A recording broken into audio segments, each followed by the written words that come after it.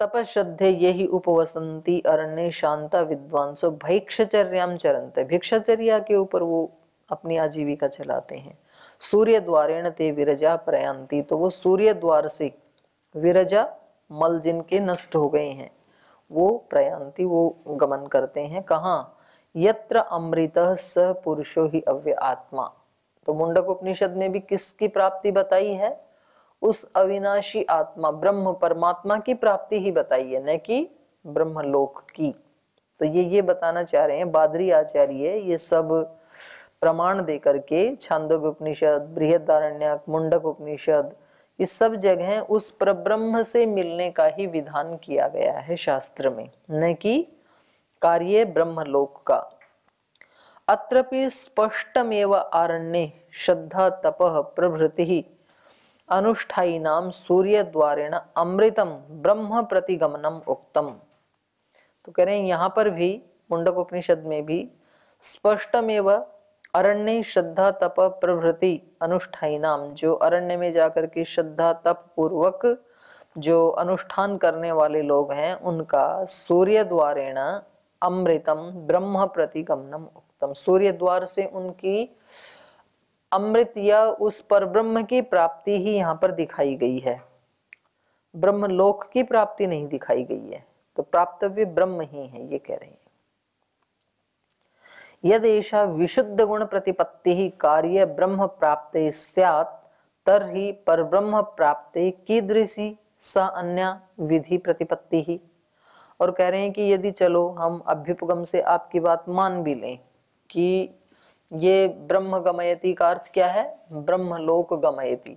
तो जब ये विधान ब्रह्मलोक को प्राप्त करने के लिए है तो फिर ब्रह्म को प्राप्त करने के लिए कोई दूसरा विधान होना चाहिए। तो वो बताओ आप हमें कि कौन से विधान से फिर वो परब्रह्म को प्राप्त करेगा, क्योंकि इन विधानों के अतिरिक्त तो और कोई विधान है ही नहीं शास्त्र में, यही विधान है केवल।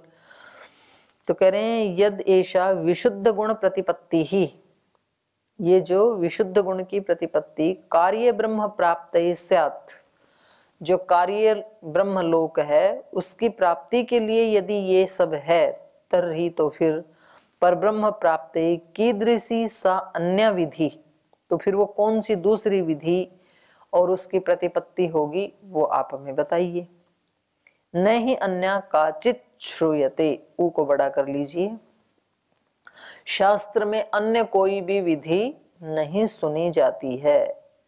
तस्मात् परब्रह्म प्राप्यत्वेन उक्तम, तो इसलिए कह रहे हैं कि यहाँ पर परब्रह्म की प्राप्ति के लिए ही कहा गया है, न ही कार्यम ब्रह्मलोकाख्यम कल्पनीयम अत्र। तो यहाँ पर जो बादरी जी ने कल्पना की है कार्य ब्रह्मलोक की, वो कल्पना नहीं करनी चाहिए, क्योंकि ब्रह्म ही हमारा प्राप्तव्य है, न कि ब्रह्मलोक। अब शंकराचार्य जी का थोड़ा बता रहे हैं। शांकर भाष्ये सूत्रम इदम बादरी मत मंडनाय व्याख्यातम। शंकराचार्य जी के भाष्य में ये जो सूत्र है 14 नंबर, इसमें बादरी मत मंडनाय व्याख्यातम, बादरी के मत का मंडन करने के लिए इसकी व्याख्या की गई है। बादरी जी का मत क्या है? ब्रह्मलोक, कार्य ब्रह्मलोक। तो ये शंकराचार्य जी भी अपने भाष्य में उसका मंडन, उनका मंडन कर रहे हैं। किंतु सूत्र शैल्या तद अयुक्तम एवं, लेकिन सूत्र की शैली से वो मंडन बन नहीं पा रहा है, क्योंकि प्रकृति ही जैमिनी मतम, क्योंकि यहाँ प्रकृत क्या है माने प्रवाह से क्या चल रहा है? जैमिनी का मत 12 नंबर से चल पड़ा ना, परम जैमिनी मुख्यत्वात्। तो कह रहे हैं परम जैमिनी मुख्यत्वात्, फिर कहा दर्शनाच्य 13 नंबर सूत्र में, और फिर 14 में कहा न च कार्ये प्रतिपत्त्यभिसंधि ही। तो कह रहे हैं इत्यत्र इस 14 नंबर सूत्र में चकारस्तु दर्शनाच्य, इस चकार से किसका ग्रहण होगा? दर्शनाच्य, जो 13 नंबर था उसी का तो होगा। इति सूत्रेण सह संबध्यते, तो पीछे वाले के साथ ही तो संबंध स्थापित होगा हेतु प्रदर्शने, हेतु का प्रदर्शन करने में। न च कार्ये, यहाँ पर सूत्र में कहा कि कार्य ब्रह्मलोक की संभावना नहीं है श्रुति में, ये जो कहा तो कह रहे हैं इसको इत्यत्र न च कार्ये प्रतिपाद्य अनायासेन जैमिने एव अयम अपरो हेतु। तो कह रहे हैं ये कह करके न च कार्य, कार्य जगत में, तो यहाँ पर इसका प्रतिपादन करके, न च कार्य इसका प्रतिपादन करके, प्रतिपाद्य अनायासेन अनायास रूप से, सहजता से, जैमिने एव अयम अपरो हेतु, तो ये जैमिनी के मत का ही एक अलग हेतु होना चाहिए ना चकार से, माने सहज रूप से पीछे वाले का ही तो ग्रहण होता है चकार से, और पीछे किसका मत चल रहा है, जैमिनी का, तो फिर ये बादरी का मंडन कैसे हो सकता है इस सूत्र में। तो जो उन्होंने व्याख्या की है तो कह रहे हैं जैमिनी एवं अयम अपरो हेतु, जैमिनी के मत को सिद्ध करने के लिए ही ये अपर हेतु हो सकता है, न कि बादरी के मत को सिद्ध करने के लिए। न च कार्ये इति सूत्रम न ही बादरी मतम अवलंब्य सिद्धांत रूपेण स्थापनीयम। बोलिए जो सूत्र है ये बादरी के मत को अवलंब करके सिद्धांत के रूप में यहाँ पर स्थापना करने योग्य नहीं हो सकता है, क्योंकि यहाँ तो मत उनका चल रहा है जैमिनी जी का। यथा शंकर भाष्य स्थापितम, जैसे कि शंकराचार्य जी के भाष्य में इसको स्थापित किया है, वहां पर वो कह रहे हैं तस्मात् कार्यम बादरी इति एष एव पक्ष स्थितः। बोले ये सारा वर्णन करके इस सूत्र का, और लास्ट में उन्होंने ये कह दिया कि इसलिए कार्य जो ब्रह्मलोक है, जो कि बादरी ऋषि का मत है, इति एष एव पक्ष स्थित है, वही पक्ष यहाँ पर स्थापित हो गया, वही ठीक है। ऐसा जो इन्होंने कहा है तो ये ठीक नहीं है। यह तो ही क्योंकि अग्रिम सूत्रे बादरायण उभयथा अदोषात, क्योंकि अगले सूत्र में जो बादरायण है, बादरी के पुत्र हैं व्यास ऋषि, वो क्या कह रहे हैं कि दोनों में ही दोष नहीं है, दोनों में दोष नहीं है। इसका मतलब यहां तक किसका मत चलना चाहिए, जैमिनी का चलना चाहिए, तभी तो ये बात बनेगी, तभी तो वो मध्यस्थता करेंगे अपने पिता की और जैमिनी जी की। यतो हि अग्रिमे सूत्रे बादरायण उभयथा अदोषात इति वचनेन बादरायण उभयोर माध्यस्थ्यम करोति, दोनों की मध्यस्थता कर रहे हैं बादरायण। बृहदारण्यक उपनिषदि यश्च ब्रह्मलोक शब्द प्रयुक्त सोपि ब्रह्मणि एव तस्य कार्य प्रतिपत्ति अभिसंधे असंभवात एव। बृहदारण्यक में जो ब्रह्मलोक शब्द प्रयुक्त हुआ है, सोपि ब्रह्मणि एव, अब ये कह रहे हैं कि देखो बृहदारण्यक उपनिषद में तो स्पष्ट ही ब्रह्मलोक कह दिया ना, यहाँ पर आया ना ये शब्द, कहाँ है, हाँ 8 नंबर सूत्र में, पुरुषो मानस एत्य ब्रह्मलोकान गमयति, तो बोले इसका क्या करेंगे, वहां तो स्पष्ट ही ब्रह्मलोक कहा है, तो कह रहे नहीं ये ब्रह्मलोक है ना, ये भी परब्रह्म को ही कह रहा है, ये भी किसी कार्य लोक को नहीं कह रहा। बृहदारण्यक उपनिषदि यश्च ब्रह्मलोक शब्द प्रयुक्त, जो ब्रह्मलोक शब्द का प्रयोग किया है, सोपि वो ब्रह्मलोक शब्द भी ब्रह्मणि एव, ब्रह्म में ही प्रयुक्त हुआ है, तस्य कार्य प्रतिपत्ति अभिसंधे असंभवात, क्योंकि उस शब्द की जो कार्य लोक है ब्रह्मलोक, उसमें उसकी प्रतिपत्ति की संभावना के असंभव होने से, उसमें संभावना नहीं हो सकती है। कैसे, यथाच गीतायाम अपि, जैसे कि गीता में भी कहा, अर्ची आदि मार्गेण ब्रह्मविदो गंतव्यम ब्रह्म निर्दिष्टम, मार्ग गीता में भी वही बताया है, अर्ची आदि वाला ही। तो कह रहे हैं अर्ची आदि के मार्ग से जो ब्रह्मविद हैं उनका गंतव्य वहां पर भी ब्रह्म ही बताया गया है, ब्रह्म ही निर्दिष्ट किया गया है। वहां पर कहा है अग्निर ज्योतिर अह शुक्ल षण्मासा उत्तरायणम तत्र प्रयाता गच्छन्ति ब्रह्म ब्रह्मविदो जनः, जो ब्रह्मविद जन हैं वो ब्रह्म गच्छन्ति, वो ब्रह्म को प्राप्त करते हैं। तो मार्ग बिल्कुल वो का वो ही है। और कह रहे हैं छांदोग्य श्रुतिवत अत्र ब्रह्म गंतव्यम, जैसे छांदोग्य की जो श्रुति है उसमें है ब्रह्म गमयति, ब्रह्म जैसे प्राप्तव्य है, ऐसे ही यहाँ पर भी ब्रह्म ही गंतव्य है। ब्रह्म विदाम उक्तम तस्मात् बृहदारण्यक श्रुतौ यो ब्रह्मलोको गंतव्यत्वेन उक्तः स ब्रह्मणि एव विज्ञेय। गीता में भी, छांदोग्य उपनिषद में भी, बृहदारण्यक में भी रास्ता वो का वो ही है। तो कह रहे हैं यहाँ पर बृहदारण्यक में जो ब्रह्मलोक कह दिया, ब्रह्मलोकान गमयति, तो वहां ब्रह्मलोक से भी ब्रह्म ही अर्थ समझना चाहिए। ब्रह्मणि एव विज्ञेय, ब्रह्म को ही प्राप्त करते हैं ऐसा मानना चाहिए। तो बोले फिर इस ब्रह्मलोक में लोक क्यों पढ़ा, इस लोक का क्या करें? लोक का तो अर्थ स्पष्ट स्थान ही होता है ना, पृथ्वी लोक, अंतरिक्ष लोक, द्योलोक, ऐसे ही ब्रह्मलोक। तो बोले नहीं, ये लोक शब्द जो है ये लोकरी दर्शने धातु से बना है। अथच लोको लोक्यते दृश्यते अनेन इति लोक, तो ये लोक का अर्थ इन्होंने अलग ढंग से कर दिया। लोक क्या है? जिसके द्वारा देखा जाता है उसको लोक कहेंगे। तो कहा दर्शन योग्यत्वम, माने इसको ब्रह्म की प्राप्ति कब होती है? जब दर्शन की योग्यता इसको पहले प्राप्त होती है। दर्शन योग्यत्वम लोकरी दर्शने ब्रह्मणो लोको, ब्रह्मलोक, जो बृहदारण्यक में ब्रह्मलोक कहा है ना, इसका मतलब है कि उस ब्रह्म को देखने की पहले इसको योग्यता मिलती है और फिर ये ब्रह्म को प्राप्त होता है। तो ये अर्थ तो ठीक ही है।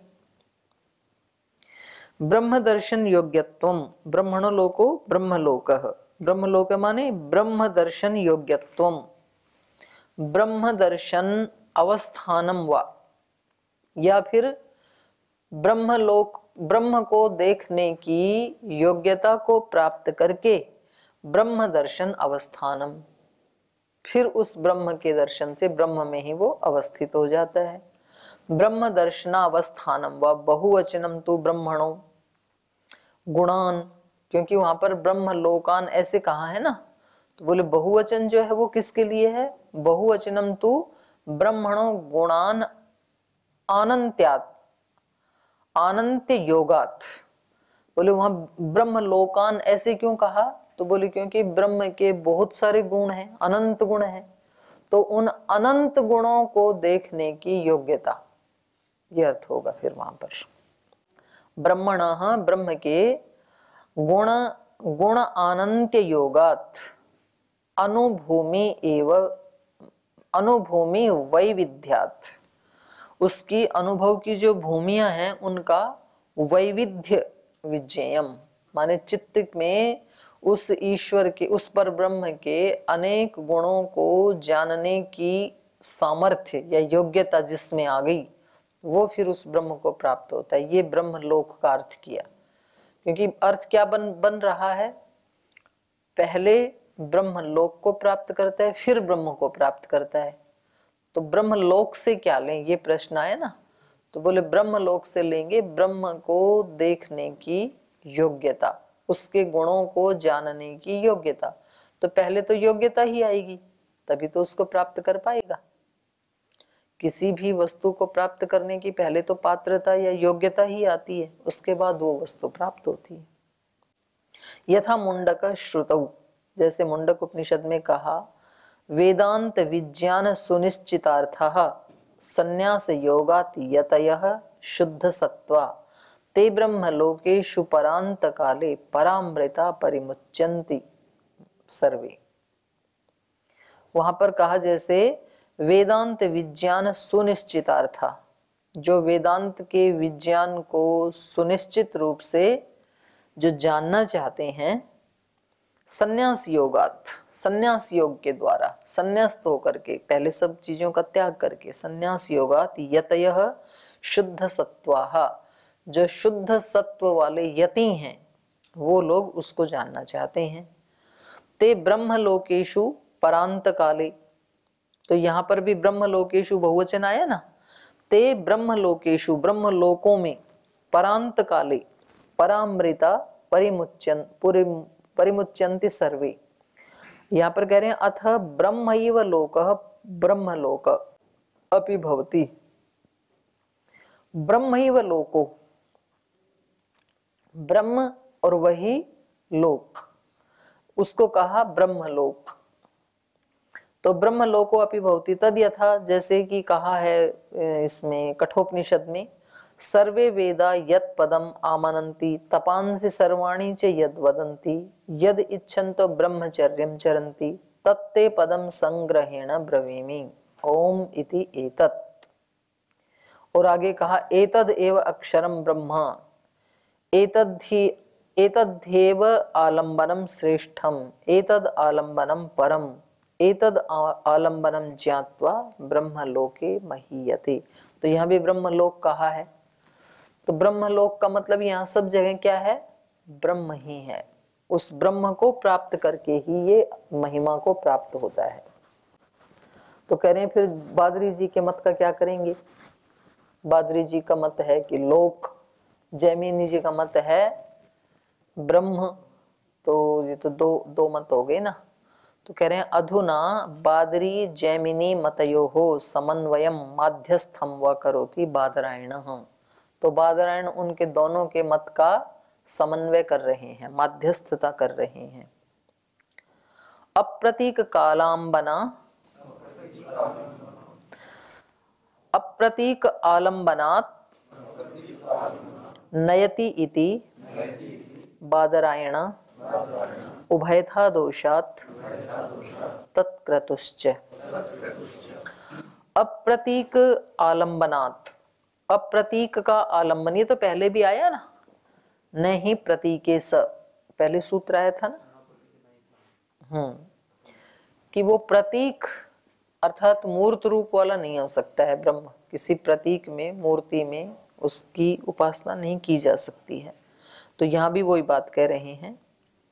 अप्रतीक आलंबनात्, अप्रतीक के आलंबन से, नयति इति बादरायण, भले प्रतीक रहित जो आलंबन है ना, उससे ही नयति, उस उपासना से ही, वो उपासना ही इन उपासकों को ब्रह्म के पास ले जाती है। इति बादरायण है, ऐसे बादरायण आचार्य का मत है। तो इन्होंने 2-3 बार पहले भी पीछे बताया है, यहाँ पर फिर उसी बात को ये रिपीट कर रहे हैं कि किसी आलंबन को लेकर के, किसी मूर्त वस्तु को लेकर के यदि उपासना करते हैं तो वो उपासना ब्रह्म को प्राप्त नहीं करवाएगी। ऐसा इनका मत है, बादरायण आचार्य का, व्यास आचार्य का। क्योंकि आलंबन अपने आलंबन तक तो पहुंचा सकता है, लेकिन ब्रह्म तक नहीं पहुंचा सकता है वो। जैसे किसी भी देवी देवता का आलंबन लेकर के, जैसे हनुमान जी का आलंबन लिया, तो हनुमान जी की शक्ति तक तो पहुंचा सकते हैं, ब्रह्म तक नहीं पहुंचा सकते। दुर्गा शक्ति तक पहुंचा सकती है, ऐसा इनका अभिमत है, कहने का अभिप्राय है। तो इसलिए कह रहे हैं प्रतीक आलंबन से रहित जो केवल ब्रह्म के उपासक हैं ना, विशुद्ध ब्रह्म के, पर ब्रह्म के जो उपासक हैं, उन्हीं को ही नयति, ये साधना आगे ले जाती है, ब्रह्म तक ले जाती है। और कह रहे हैं जो दो मत हैं बादरी के और जैमिनी के, उभयथा अदोषात, तो उन दोनों में ही, दोनों ही तरह से कोई दोष नहीं आएगा। ब्रह्मलोक का अर्थ, ब्रह्म का अर्थ ब्रह्मलोक करें या ब्रह्म करें, उभयथा अदोषात, दोनों ही तरह से दोष नहीं आएगा। तत्क्रतुश्च, क्योंकि उस ब्रह्म का ही संकल्प है ना प्राप्ति के लिए, साधक का संकल्प तो उस ब्रह्म के लिए ही है ना। तत्क्रतुश्च, दोनों में उसी का संकल्प है। तो इसका अर्थ कर रहे हैं अप्रतीक आलंबनात् नयति इति बादरायण। अप्रतीक आलंबन रहितान, माने प्रतीक आलंबन रहितान, जो प्रतीक का आलंबन नहीं लेते हैं, उन उपासकों को, केवल ब्रह्म उपासकान, जो केवल ब्रह्म की उपासना करते हैं, उनको सो अमानवो मानस पुरुषो वा, वो अमानव पुरुष या मानस पुरुष ब्रह्म प्रति नयति, ब्रह्म की तरफ लेकर के जाता है। न प्रतीक उपासकान, जो प्रतीक की उपासना करते हैं, उनको कहाँ ले जाएगा वो, प्रतीक तक लेके जाएगा। वो जो मानस पुरुष है या अमानव पुरुष है, प्रतीक की उपासना करने वालों को प्रतीक तक लेकर जाएगा। जो विशुद्ध ब्रह्म की उपासना कर रहे हैं, उनको ब्रह्म तक लेकर के जाएगा। सो अमानवो मानसो वा पुरुषः ब्रह्म प्रतिनयति न प्रतीक उपासकान न ही प्रतीके ब्रह्म उपासना संभवती। क्योंकि प्रतीक में ब्रह्म की उपासना संभव नहीं है, प्रतीक में तो प्रतीक की उपासना ही संभव है। नहीं प्रतीके ब्रह्म उपासना संभवती उक्तम ही पूर्वम, पहले भी कहा ही है इन्होंने, प्रथम पाद में कहा ना इसी अध्याय की, न प्रतीके नहीं सह। ब्रह्मोपासना खलु द्विविधा भवती, ब्रह्म की उपासना दो प्रकार से होती है, निर्गुणा सगुणा च। यहाँ सुगुणा का किया है, इसको सगुणा कर लो है ना। एक निर्गुण की उपासना, एक तो गुण सहित सगुण की उपासना। तो ये जो निर्गुण सगुण शब्द हैं, इससे ही फिर सगुण को ही मूर्ति की या प्रतीक की उपासना के रूप में ले लेते हैं लोग, कि वहां पर कहा ही है ना उपनिषद में सगुण ब्रह्म की उपासना, निर्गुण ब्रह्म की उपासना। ऐसे तो गीता में भी बताया कि मतलब सगुण उपासना भी मेरे को ही प्राप्त होता है, द्वादश अध्याय में।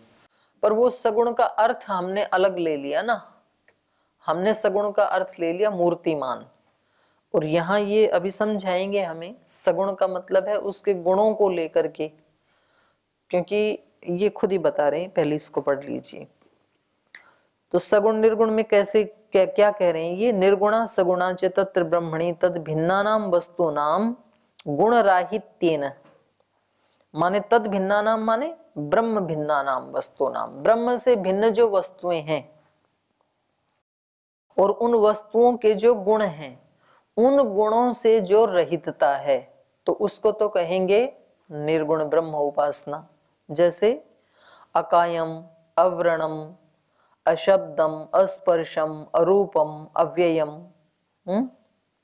तथा अरसम, नित्यम, अगंधवच्च, यत् अपाणिपाद इत्येवं निर्गुणा भवती उपासना। वो काया से रहित है, जबकि दूसरी वस्तुओं में तो कोई रूप है, काया है, तो ये निर्गुण हो गए ना, उसमें वो वाला गुण नहीं है ब्रह्म में जो दूसरी वस्तुओं में है। तो तद भिन्नानाम वस्तुनाम गुण राहित्येन, जो भिन्न वस्तुएं हैं उनके गुणों से जो राहित्यता है, ऐसा सोच करके जो भगवान की उपासना करते हैं कि जी आपका कोई काया नहीं है, आप शरीर से रहित हैं, काया से रहित हैं। अव्रणम, किसी व्रण से, माने घाव को कहते हैं वैसे व्रण तो, पर जिसको यदि इंद्रियां या शरीर आदि नहीं है तो घाव आदि भी नहीं होंगे, तो आप उस सब से रहित हैं। अशब्दम, शब्द से रहित हैं। अस्पर्शम, स्पर्श से रहित हैं। अरूपम, रूप गुण से रहित हैं। अव्ययम, नष्ट नहीं होते हैं कभी भी, अविनाशी हैं। अरसम, रस से रहित हैं। अब देखो यहाँ कहा अरसम और आगे कहेंगे रसेन तृप्त, तो यहाँ अरसम का मतलब क्या है, जो दूसरी वस्तुओं में रस है ना, उस रस से आप अलग हैं। जो खाद्य पदार्थ हैं उनमें जो रस है, ऐसे रस से युक्त नहीं है ईश्वर, तो इसलिए कहा अरसम। और नित्यम अगंधवच्च, जो गंध वाले पदार्थ हैं, पेड़ पौधे आदि हैं, उससे जो रहित है, नित्य ही, नित्यम अगंधवच्च। यत अपाणिपाद, और जो हाथ पैर से रहित है। इत्येवं, तो इस प्रकार से जब उपासना करते हैं कि आप ऐसे ऐसे हैं, तो इसको कहा निर्गुणा भवती उपासना। इस उपासना को निर्गुण उपासना कहते हैं, ये निर्गुणा उपासना है। और सगुण उपासना क्या है, गुण सहित, जब ईश्वर में गुणों को देखते हैं हम, आप कैसे हैं, शुद्धम, शुद्ध गुण से रहित हैं। कविर मनीषी, आप क्रांत दृष्टा हैं। आप मनीषी हैं, माने बिना मन के भी सब मनन करने की योग्यता आप में है। आप स्वयं भू हैं। आप अमृत हैं। रसेन तृप्त, रस से तृप्त हैं। सच्चित आनंद स्वरूप हैं। सृष्टि करता है, व्यापक हैं, और इस सृष्टि के नियंता भी आप हैं। इत्यादि गुणै युक्ताः सगुणाः, तो इन गुणों से युक्त जो उपासना की जाती है उसको सगुण कहते हैं। माने एक उपासना का तरीका है कि उसमें गुणों के राहित्य को देखना, वो निर्गुण उपासना। एक उपासना का तरीका है कि उसमें ईश्वर के गुणों को देखना, उसको सगुण उपासना कही है यहाँ पर। तो वो प्रतीक वाली तो इन्होंने हटा ही दी, मूर्त रूप वाली उपासना का तो निषेध कर ही दिया। तो कहा ये अथ शुद्धम कबीर मनीषी स्वयंभू अमृत रसेन तृप्त सच्चिदानंद स्वरूप सृष्टिकर्ता व्यापक नियंत इत्यादि गुणैर युक्ता सगुणा उभय विधा ते ब्रह्म उपासका भवंती। तो ब्रह्म के जो उपासक हैं वो दोनों प्रकार से ब्रह्म की उपासना करते हैं, कुछ सगुण की करते हैं, कुछ निर्गुण की करते हैं, लेकिन हैं वो ब्रह्म के ही उपासक। ते ही ब्रह्म प्राप्नुवन्ति इति बादरायणो मन्यते। तो केवल वे ही ब्रह्म को प्राप्त करते हैं जो ब्रह्म की ही उपासना करते हैं, चाहे ब्रह्म की सगुण में करते हैं चाहे निर्गुण में करते हैं, पर करते हैं ब्रह्म की उपासना, किसी अन्य की प्रतीक आदि की उपासना नहीं करते हैं, वो ही ब्रह्म को प्राप्त करते हैं, ऐसा बादरायण ऋषि मानते हैं। अतएव उभयथा अदोषात्, उभयथा कार्यम ब्रह्म लोकम प्राप्नुवन्ति ब्रह्म वा प्राप्नुवन्ति उभयथा प्रकारेण बादरी जैमिनी मतयोर न दोषो अस्ति। दोनों ही प्रकार से बादरी या जैमिनी आचार्य के मत में कोई दोष नहीं आएगा। तस्मात् तत्क्रतुः उभयत्र उपासकः तत्क्रतुः ब्रह्मक्रतु ब्रह्म संकल्पी ब्रह्मवर्ती भवति। बोले दोनों ही जगह जो उपासक है वो तत्क्रतुः, तत्क्रतु माने ब्रह्मक्रतुः, ब्रह्मक्रतु माने ब्रह्म संकल्पी, ब्रह्म संकल्पी माने ब्रह्मवर्ती, ब्रह्मवर्ती ही है दोनों जगह।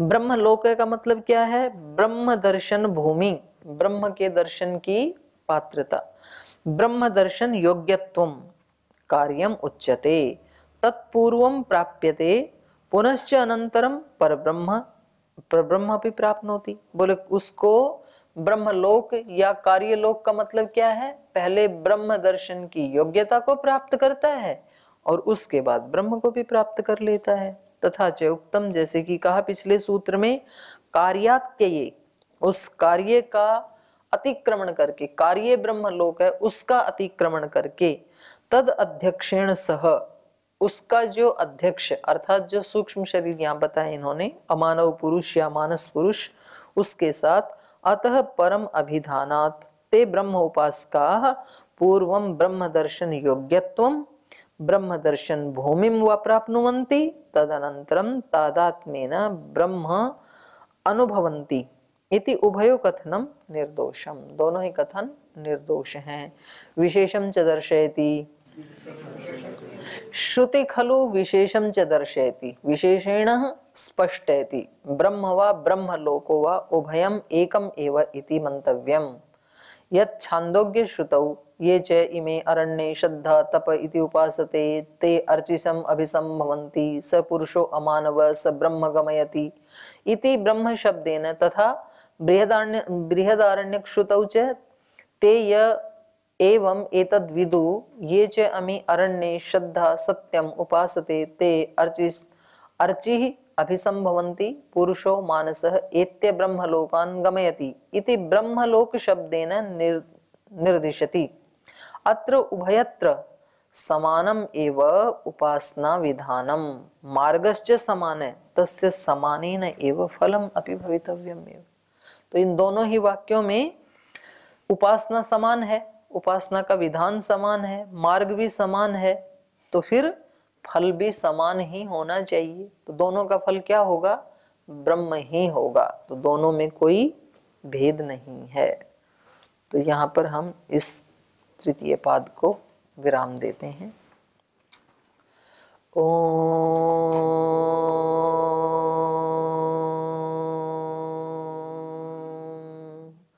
शांति शांति शांति।